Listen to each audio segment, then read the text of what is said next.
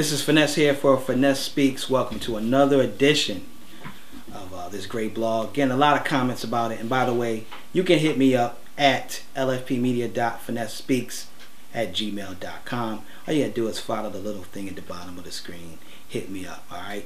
This blog is about giving advice to the independent artists, managers, public relations gurus, or whoever it is about this business. Some things that I've learned along the way. Some of it's good, some of it's bad, but I just wanted to give some advice. I know a lot of people want to charge for their services to make money, and yeah, we all want to make money, but everything can't be about money. Sometimes you have to give back, and this is my opportunity to give back.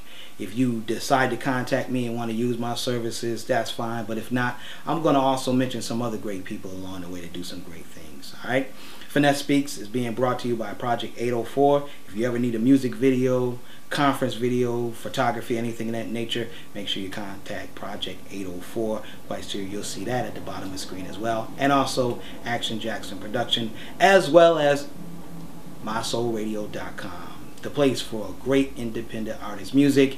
And you also get to hear my show, Love the Spoken Word and Neo Soul Show, Monday through Friday, 2 p.m. Eastern Standard Time. Alright?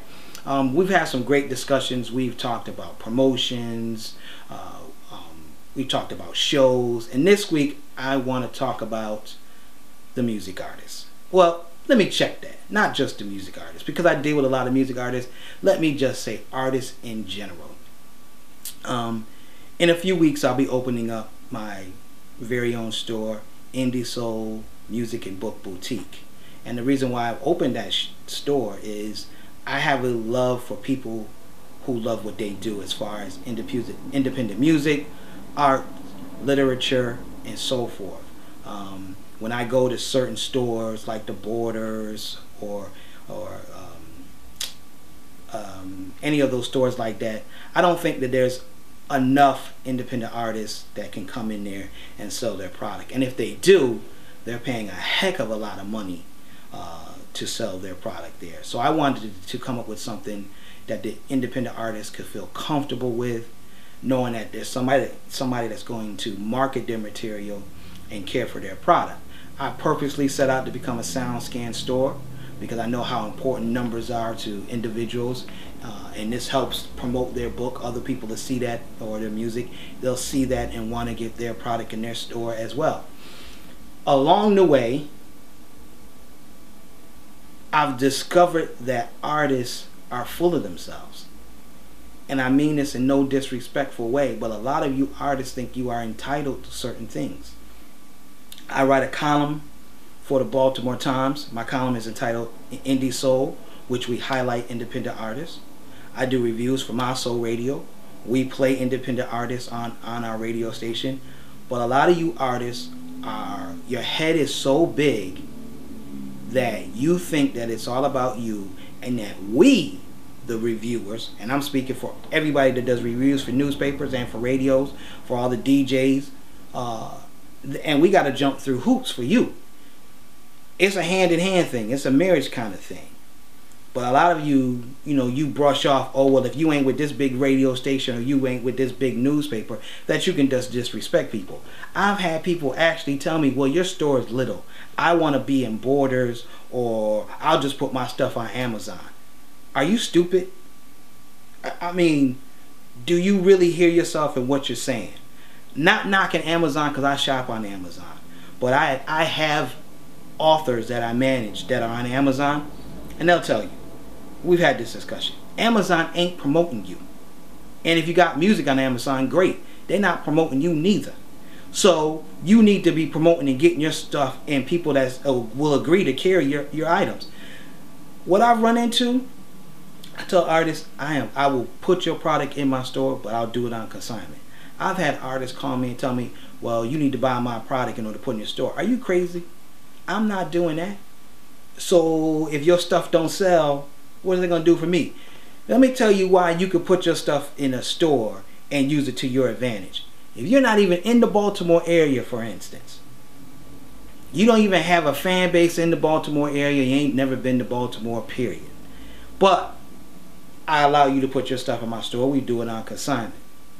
If you have your promotion team, or yourself, if you're doing it yourself, you promote the fact that, hey, you know, hook up with people in Baltimore, find the radio stations, find the college radio stations, the internet radio stations in that area, and say, hey, this store is selling my stuff in your area. Can I get an interview? So you go on, you do your interview, you do your thing.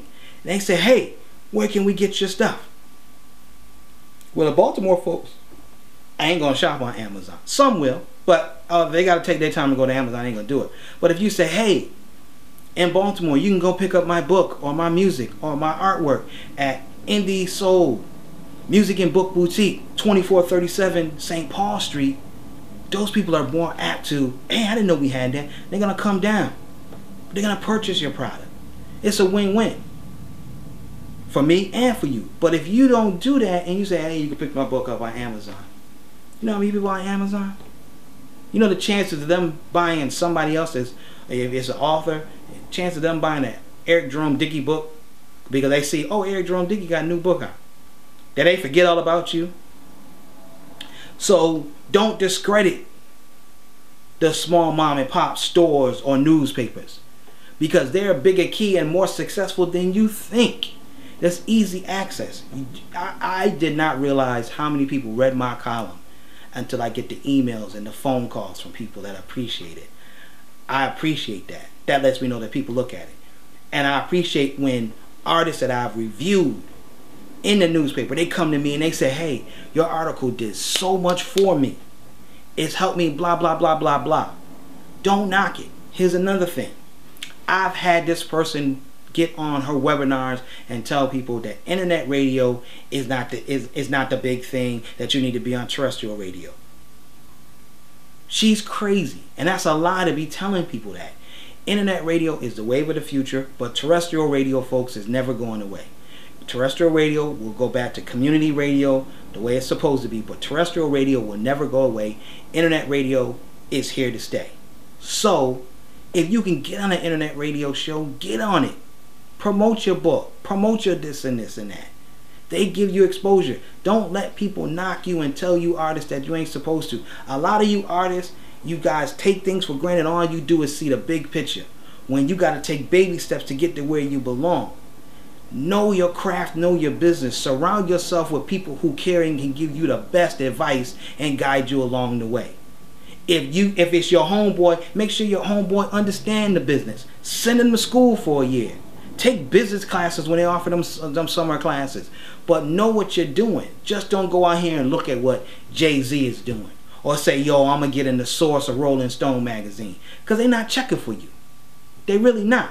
Unless you're doing incredible numbers. And in order to do incredible numbers, guess who you need? You need the mom and pop stores. You need the mom and pop newspapers. You need that local television.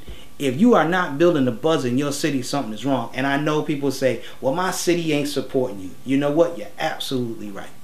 But if you make enough noise, they will follow you. If you make enough noise, some of the venues there will pick you up. But you got to go about it the right way. You can't be ghetto superstars. And a lot of you become that.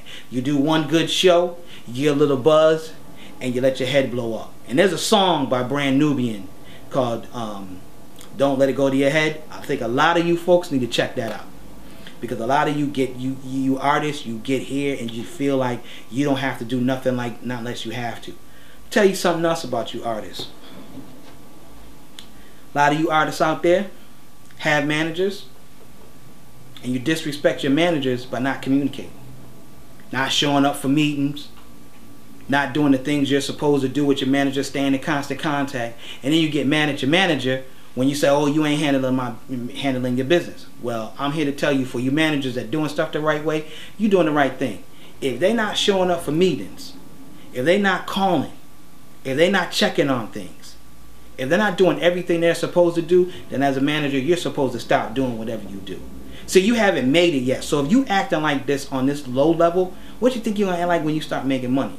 If you are out there balling as an independent artist, and you getting high, you drinking, you ain't getting up to the afternoon, and if I'm getting up at 3 o'clock in the morning or 2 o'clock in the morning to work on your stuff to get you out there, I'm putting in work, and you sitting here goofing off, I don't even have time to ball and enjoy myself.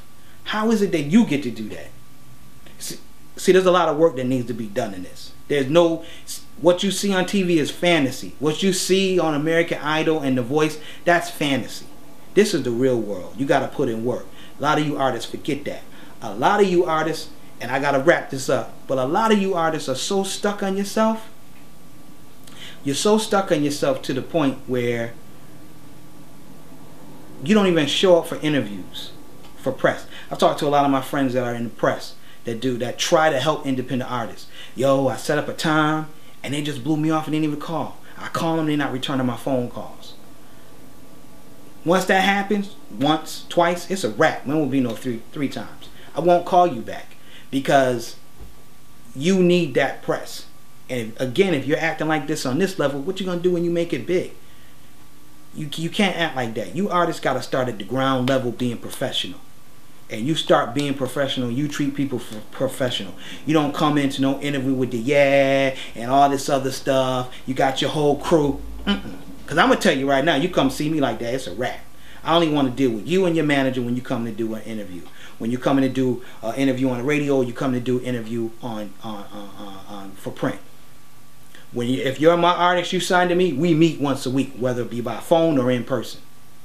But you better come see me, because if not, it's a wrap. And I think a lot more managers got to stop babying and coddling these artists and treat it like it is. It's a business. If ain't nobody making no money, no one has the right to act the way they do. And even when you start making money, you don't disrespect people like that, especially people that's in your camp that care about you and want to help you with your career.